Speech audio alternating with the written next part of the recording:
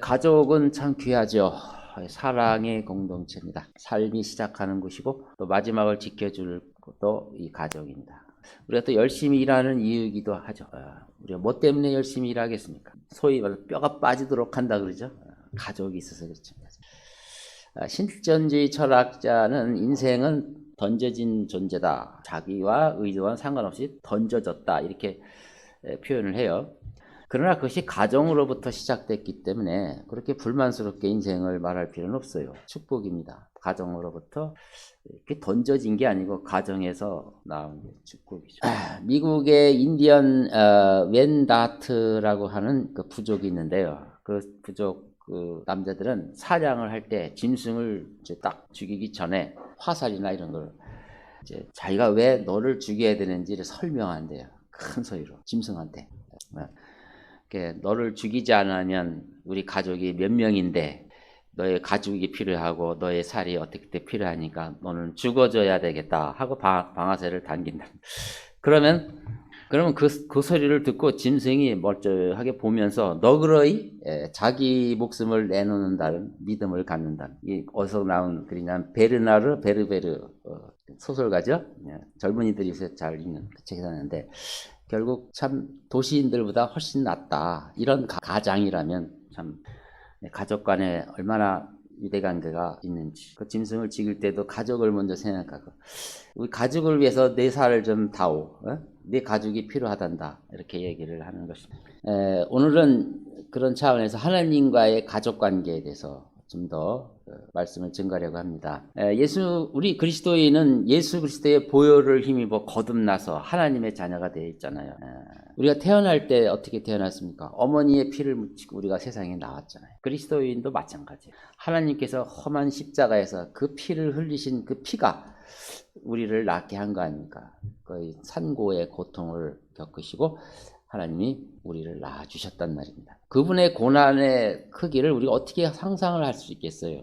그저 육체적인 아픔만 가지고 우리가 측량할 수 있겠습니까? 그분이 어떤 분인데 이런 수모를 당해야 됩니까? 그것을 다 감수하셨단 말입니다.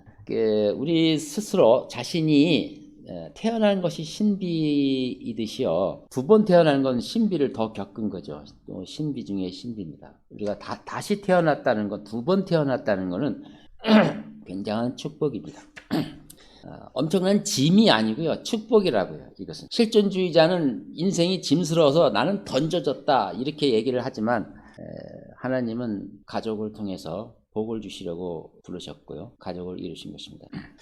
가끔 자식들이 부모 마음을 참 몰라준다 서운할 때가 있어요. 부모 입장에서는. 근데 그 서운한 감정이 과연 하나님만 하겠나? 하나님이 얼마나 서운하시겠어요? 들어오시라고 해서 들어왔더니 초청해놓고 매 순간 하나님을 뭐 낯선 옆집 아저씨 정도밖에 취급 안 하고 늘 자기만 이렇게 했을 때 하나님이 얼마나 섭섭해 하시겠습니까?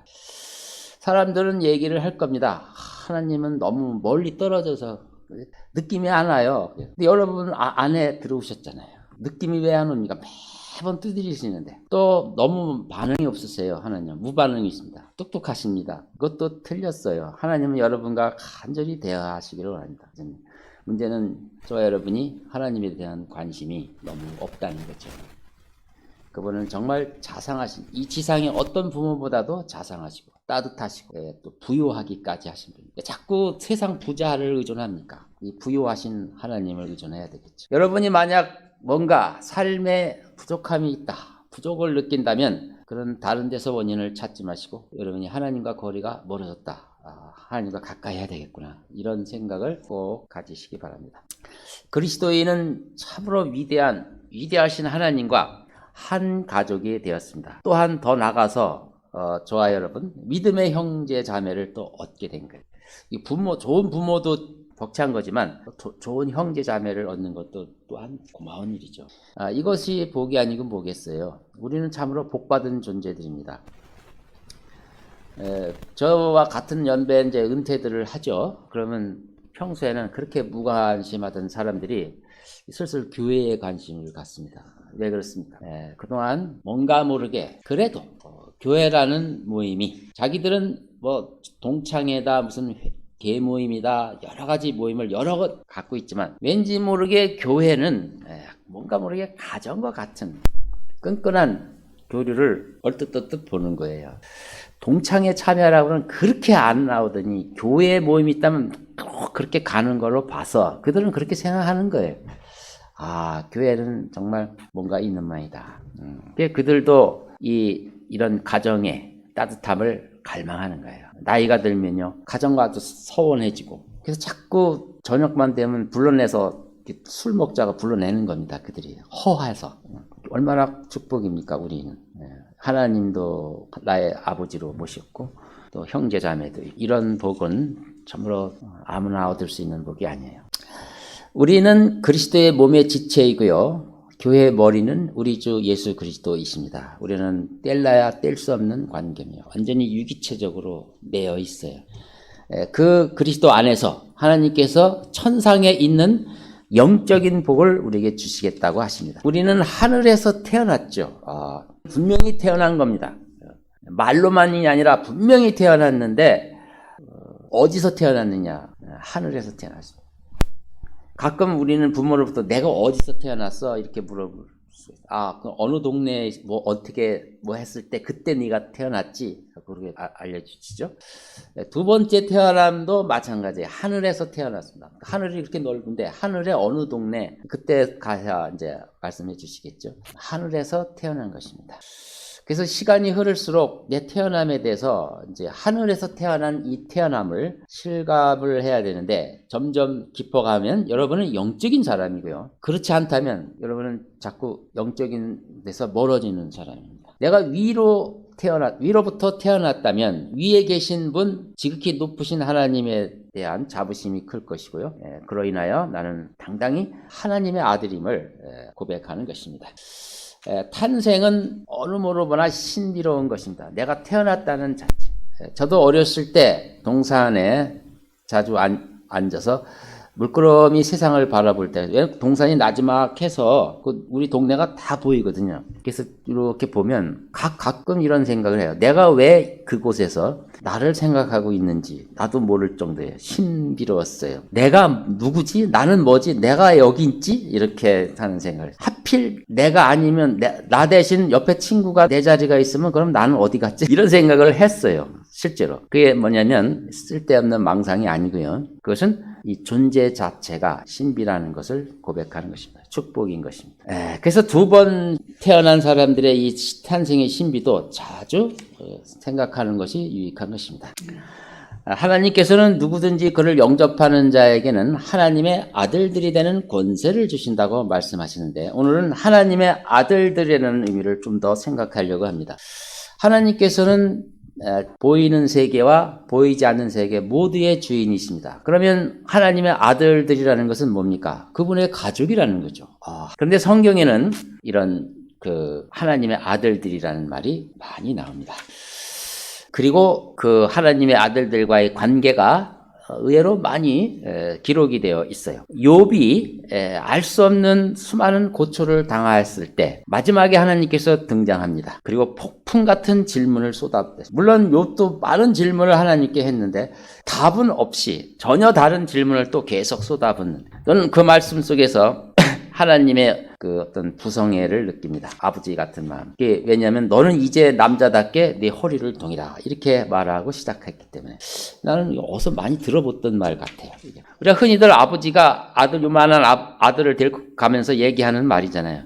넌 정신 딱 차려, 이렇게 해서 뭘 설명할 때 또 괜히 폼을 내잖아요. 너는 남자답게 허리를 동이고 내 말을 들어라. 아버지 같은 마음입니다.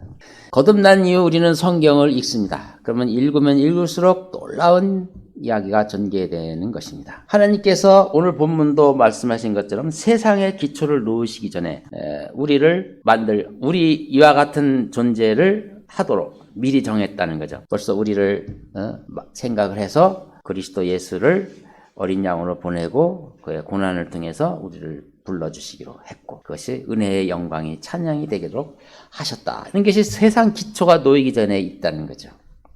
그것은 결국은 벌써 나는 이미 존재한 거죠. 여러분 어떻습니까? 여러분 이 지상에서 생각할 때 내가 존재하게 된 이유가 뭐예요? 부모가 있기 때문에 그렇지 않습니까? 부모가 내가 결혼을 하면 아이를 몇 명을 낳자 이런 계획도 세우잖아요. 그렇죠? 네. 아들을 둘 낳고 딸을 둘 낳자 뭐 이렇게 하잖아요. 딱 그 계획대로 안 되지만 대충 되죠. 그 계획하에서 내가 태어나는 겁니다. 내가 태어난 거예요. 그러면 결국 내가 태어났다는 것은 이미 나는 하나님과 창조주 하나님과 가족관계인 운명적으로 결정이 되네요. 운명적 가족관계인 것입니다. 그래서 이 땅의 가정은 일종의 예표 그림자일 거고 실제는 천상의 하나님 그리고 나의 관계가 실제의 부자관계입니다. 그래서 예수님도 너는 땅에 있는 자를 아버지라 하지 말고 하늘에 있는 자를 아버지라 하라 이런 말씀을 하신 것은 참으로 옳은 말씀입니다. 이 땅에 있는 아버지는 아무것도 아니라는 뜻이 아니고요. 진정한 실체는 하늘에 있다 말하는 것입니다. 그래서 우리가 구원받은 것은 어떻게 보면 우연히 된 것이 아니고 드디어 창세전에 계획된 것이 나한테 온 거죠. 올 것이 온 거구나. 드디어 내가 만났구나. 그래서 하나님을 만나면 그 사람은 더 이상 방황하지 않고 진정한 안정을 취하게 되는 것입니다. 오늘은 이 하나님 안에서 이 부르심의 목적, 아들로 부르신 목적이 무엇인지를 살펴보려고 합니다. 성경에는 두 아들이 존재하는데 첫째가 천상의 아들, 둘째가 지상의 아들입니다. 먼저 천상의 아들을 설명을 해보겠습니다. 창세기 6장에 보면 하나님의 아들들이 등장하거든요. 그는 세상을 두루 순찰하며 감시하며 감독하는 행정관이었습니다. 자기 지위가 있었고 자기 분분이 있었어요. 근데 그 하나님의 아들들이 처음 등장하는 곳에 그의 일탈이 나와요. 그가 자기 지위를 지키지 못하고 떠나서 타락한 이야기가 나와요. 창세기 3장에는 놀랍게도 지상의 아들도 타락한 이야기가 나와요. 그러니까 하나님의 아들들이 전부 타락한 이야기가 성경의 시작이 되는 거예요. 그들을 하나님의 형상으로 만드시고 하나님이 그 일을 맡기셨어요. 하나님의 형상으로 만드셨다는 의미는 그가 하나님의 아들이라는 의미고 다시 말해서 하나님의 대리자라는 뜻입니다. 아들한테 일을 맡기죠. 누구한테 맡깁니까? 하나님의 대리자로서 지상의 아들과 천상의 아들이 있었는데 먼저 천상의 아들이 타락을 하는 것을 보게 됩니다. 그 역사는 쭉 여러분이 뭐 살펴볼 수 있지만 결국은 아담이 지상에서 하나님의 아들로서 하나님의 대리자로서 이제 그러니까 그의 세상을 다스리고 관리하고 풍성케 하는 에덴 동산처럼 만들어야 할 의무가 있는 거예요. 에덴 동산은 그 일부고 전 세계를 아담이 에덴 동산처럼 만들어야 한 의무가 있지만 그걸 이루지 못했죠. 엉뚱한 생각에 사로잡혀서 타락을 한 것입니다. 그렇지만 하나님께서는 그 아주 징벌과 함께 그래도 그 일을 계속하게 하셨어요. 결국은 카인이 또 아벨을 죽이고 하는 이런 가정사에 휘말려서 결국 이제 그 일을 못하죠. 뿐만 아니라 하나님께서 인간을 또 보호하시고 관리하시기 위해서 하나님의 아들들을 붙여줬는데 그들도 엉뚱한 짓을 하게 됩니다. 그래서 그 세상은 완전히 파괴되었고 하나님은 더 이상 볼 수가 없어서 물로 심판해버립니다. 그리고 노아를 통해서 다시 시작하죠. 노아도 역시 자기가 그 처신을 잘못해서 또 가정 불화가 일어나고 노아가 받은 사명도 아담으로부터 준 사명 그대로 받았지만 그걸 또 이루지 못하고 또 실패해버립니다. 그리고 어떤 거인이 나타나서 세상을 지배하고 또 완전히 또 실패로 돌아가는 것입니다. 그것이 인간 정부 시대죠. 바벨탑을 쌓아 하나님을 대적하니까 이제 하나님께서 이제 특별 조치를 취하셨죠. 그것이 신명기 32장 8절에 나옵니다. 한번 찾아보시기 바랍니다. 자, 제가 읽겠습니다. 8절 한 절만. 지극히 높으신 분께서 민족들을 그들의 유업으로 나누셨을 때 그분께서 아담의 아들들을 분리시키셨을 때 그분께서는 이스라엘 자손의 수에 따라 백성들의 경계를 정하셨으니 하나님께서는 그 많은 민족들을 나누어 하나님의 천상의 하나님 아들들에게 맡겨주신 것입니다. 그래서 그들을 순찰자며 감시자며 감독자였던 것입니다. 창세기에 나오는 그들은 바로 이 임무를 맡은 하나님의 아들들이었어요. 근데 그들이 그 일을 하지 않고 사람의 딸을 보고 그들과 결혼을 하는 거죠. 타락을 하는 거죠. 자기 지위를 떠나버리는 거죠. 계속해서 이런 일이 일어나는 거예요. 하나님은 왜 하나님의 아들들이 그 모양이십니까? 왜 그렇게 만드셨어요? 좀 제대로 효도 좀 하는 사람.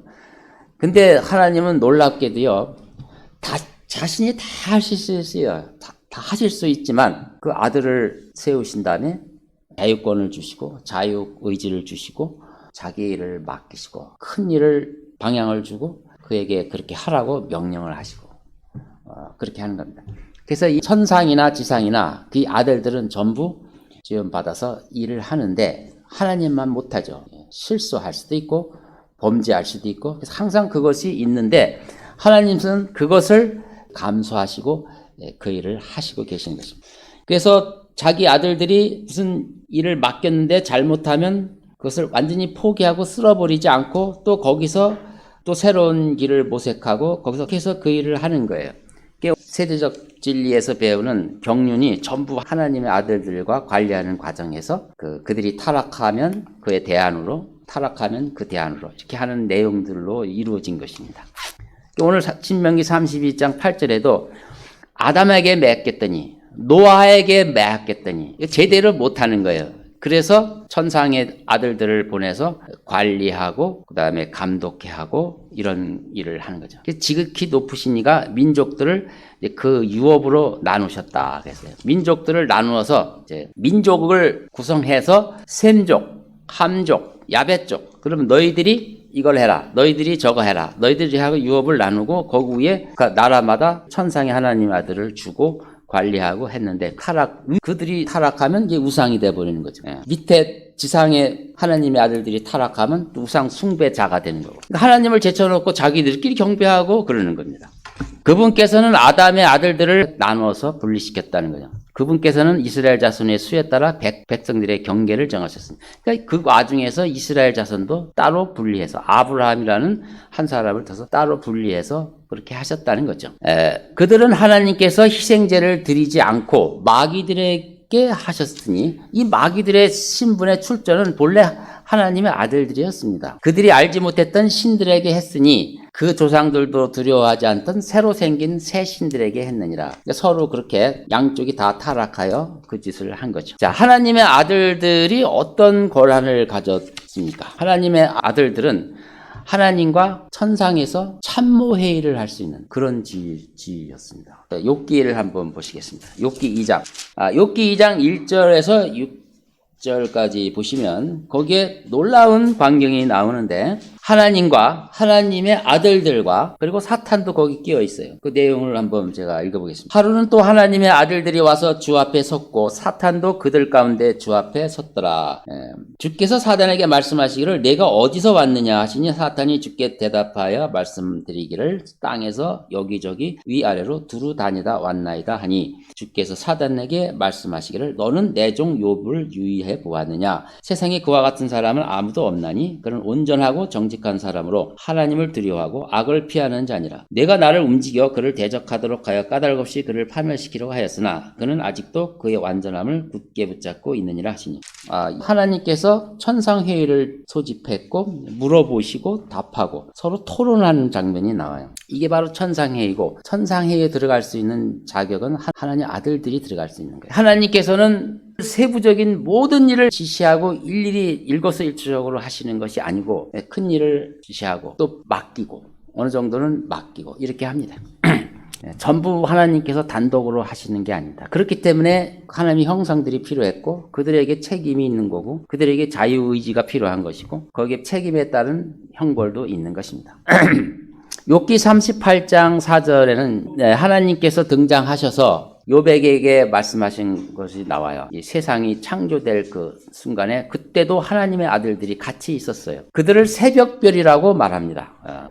하나님의 아들들을 또 다른 말로는 새벽별이에요. 모닝스타. 동들 때 가장 밝게 빛나는 별들이죠. 바로 우리가 새벽별이에요. 하나님의 아들들의 신분인 것입니다. 천상의 신분도 그렇고요. 생명의 시작이 있는 곳이고 새날이 시작이 되는 의미의 새벽별이죠. 그래서 우리를 빛의 아들들이라 하는 것은 맞는 얘기입니다. 그때 하나님께서 그 창조 사역에 하나님의 아들들이 함께 기뻐하고 손뼉을 치고 환호를 했다 그러는데, 여러분 거기서 그들이 그냥 구경만 하고 있다가 박수만 쳤느냐는 거죠. 그렇게 보지 않습니다. 하나님께서 많은 일을 하시고 그 중에 일부분을 그들에게 주는 거예요. 그래서 천사들도 능력이 있어요. 천사들도 어떤 창조적인 능력이 있는 거예요. 그분을 10분 활용하면서 이렇게 하셨던 거예요. 그래서 같이 환호하고 기뻐한 거예요. 그리고 그래서 하나님께서는 욥을 그 현장을 보여주시고 너도 하나님의 아들이다. 그 고난받는다고 징징대지 마라. 이런 얘기를 하는 거예요. 성경에는 이 신들이라는 용어가 많이 나오는데 시편 82편에도 나와요. 시편 82편 1편에 하나님께서는 용사들의 휘중 가운데 서 계시며 그는 신들 가운데서 판단하시는도다. 이것도 마치 천상회의가 연상이 됩니다. 하나님께서 지극히 높으신 하나님, 즉 엘로힘이죠. 하나님께서 용사들의 회전 가운데 서 계시며 그는 신들, 여기도 엘로힘입니다. 신들 가운데서 판단하시도다. 이게 작은 신이죠. God, 신들. 그래서 판단한다는 것은 뭐 재판한다는 뜻만 있는 것이 아니라 회의도 하고 필요하면 징벌도 하고 이런 일을 하는 것입니다. 오늘 제가 천상의 아들들이 어떤 일을 하는지를 설명을 했는데 마지막으로 한 장면을 더 살펴보고 천상의 아들들에 대해서는 그 정도로 하겠습니다. 열왕기상 22장에 이 장면은 미가야 선지자가 아합에 대해서 예언한 내용인데 1절부터 보시면 내용이 나와요. 23절까지 읽어보겠습니다. 미카야가 말하기를 그러므로 왕은 주의 말씀을 들었소서. 내가 보니 주께서 그의 보좌에 앉아 계시고 하늘의 모든 군대가 그의 오른편과 왼편에 서 있는데 주께서 말씀하시기를 누가 아합을 설득시켜 그로 라못 길르앗에 올라가서 쓰러지게 할 것인가 하시니 한편은 이렇게 말하고 다른 편은 저렇게 말하였는데 보세요. 하나님께서 모든 것을 당신이 단독으로 모든 것을 하고 그저 명령만 내리시는 분이 아니에요. 그렇죠? 이 지상에서 그 지도자 중에서 그 독재형 지도자가 있죠. 대표적인 것이 김정일입니다. 김정일은 그 북한 정권을 유지하기 위해서 모든 것을 자기가 다 보고받고 모든 것을 다 일일이 지시를 내립니다. 그러니 얼마나 많은 일을 자기가 처리해야 됩니까? 결제를 다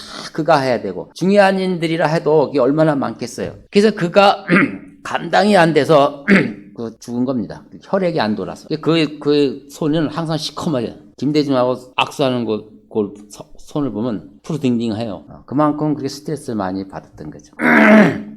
하나님께서는 여기 보면 그 욥기 아까 2장에서도 봤듯이 서로 대화를 하는데 놀라운 것은 그 앞에서 벌벌 떨고 아무 말도 안 하고 명령만 내려주십시오. 이렇게 하는 것이 아니고 사탄도 하나님이 이렇게 해보세요. 이렇게 하면 그렇게 안 될 겁니다. 막 이렇게 의견도 개진하고 그래? 그럼 해보자. 이렇게 하고. 이번 여기도 보면 그렇습니다. 내가 아합을 이제 죽이기로 결정했는데 라못 길르앗에서 그를 죽이기로 결정했다. 누가 그를 이렇게 마음을 바꿔서 올라가게 할 게 누가 되겠냐고 이렇게 물어보시는 거예요. 그러니까 거기 서 있던 그 하나님 아들들이 한 편은 이렇게 말하고 다른 편은 저렇게 말한다 그랬어요. 그 의견들을 자유롭게 내는 겁니다. 근데 한 영이 와가지고 주 앞에서 내가 그를 설득을 시키겠다고 그 왕이 신임하는 선지자들의 입에 들어가서 거짓말을 해서 그를 그 말을 듣게 하겠다고 하니까 그걸 허락을 했다는 말입니다. 천상에서 이러한 일들이 일어나는 것이 자주 이렇게 소개가 되는 것은 하나님이 어떤 분인 것을 우리에게 알려주시는 것이고 하나님의 아들들의 신분이 무엇인지를 우리에게 알려주시는 것입니다. 자, 이제 지상의 하나님의 아들들을 보겠습니다. 바로 저와 여러분입니다. 하나님께서 죄인인 나를 부르셔서 하나님의 아들들로 세워주신 것이에요. 이것은 단지 우리가 속에 갈 인생을 하나님이 천국으로 인도하는 하나의 완벽한 비행기 티켓 하나를 얻었다. 여기로 의미를 두어서는 안 되고 그건 의미가 훨씬 큰 겁니다. 오늘도 하나님께서는 저와 여러분에게 이 자신의 신분이 무엇인지를 알기를 바라십니다. 그래서 먼저 그리스도인은 하나님의 아들로 입양됐죠. 가족의 일원이 됐다는 것입니다. 세상 내가 버림받았을까 버림 안 받았을까에 대해서 고민할 필요가 없어요. 하나님은 당신을 택하신 것입니다. 또 하나님의 일에 동참케 하려고 부르신 것입니다. 그렇다면 이런 하나님의 위대한 일을 하려면 어떻게 할까요? 하루빨리 성장해야 되겠죠. 성장해서 하나님의 그 어전 회의에 우리가 참석할 수 있는 그런 역량까지 자라야 되는 것입니다. 정주영 회장은 그 아들과 손자들을 처음 아침 시간을 반드시 가족이 다 모여서 식사하는 그 자리를 꼭 갖는다 합니다. 그러니까 그 시간에 다 모든 얘기도 하고 자기가 지시할 수 있는 얘기를 아들에게도 얘기하고 또 교육도 시키고 한다는 거예요.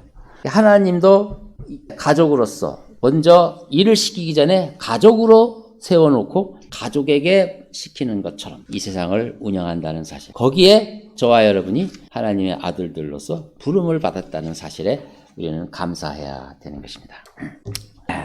자, 그래서 우리는 더 이상 이제 어린아이 같은 상태에서 머물지 마시고 그래서 살아야 됩니다. 에베소서 6장에도 보면 영적 전쟁을 위해서 우리를 부르셨다고 말씀합니다.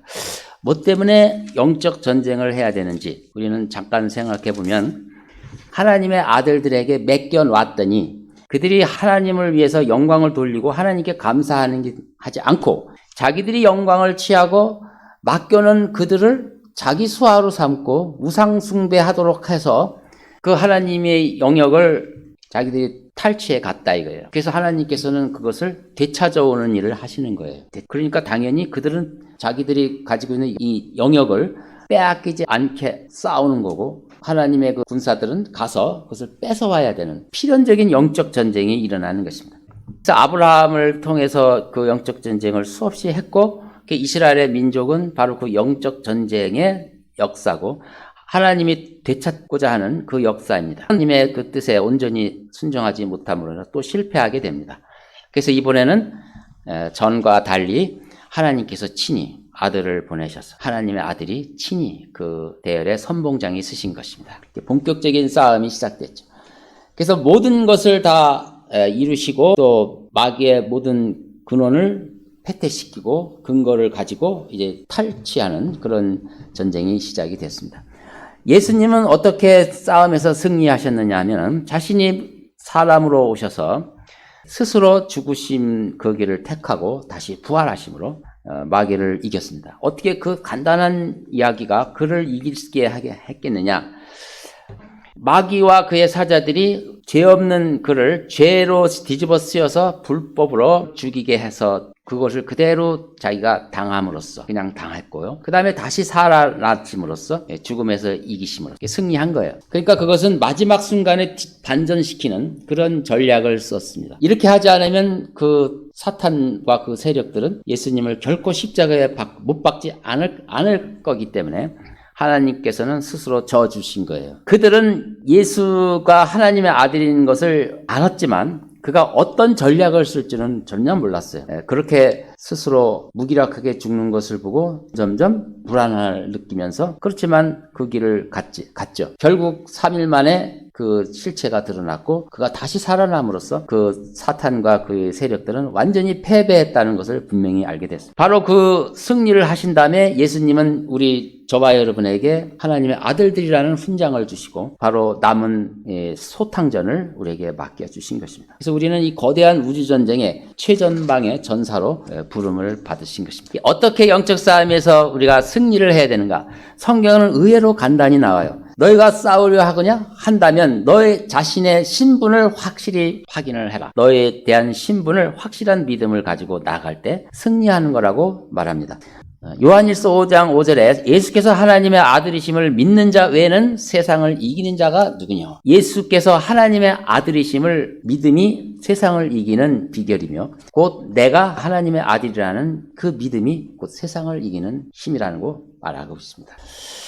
실제 예수님이 그 싸우시는 내용을 보면 가장 핵심적인 질문이 네가 하나님의 아들이냐 이런 질문을 해요. 네가 하나님의 아들이냐. 하나님의 아들이면 싸움이 안 되는 거거든요. 그래서 우리의 싸움은 내가 하나님의 아들이라는 신분을 확인하고 거기에 굳건히 서는 것입니다. 하나님의 아들이라는 신분으로 풍랑이 잠잠케 되었고 베드로도 주님은 하나님의 아들이라는 고백을 하였을 때 예수님이 지옥의 문이 열리고 영적 악한 세력들이 속탕될 거라고 선언하고 계십니다. 따라서 저와 여러분은 예수님이 하나님의 아들이라는 고백과 더불어 나도 하나님의 아들들이 되었다고 고백을 해야 됩니다. 이제 말씀을 정리하겠습니다.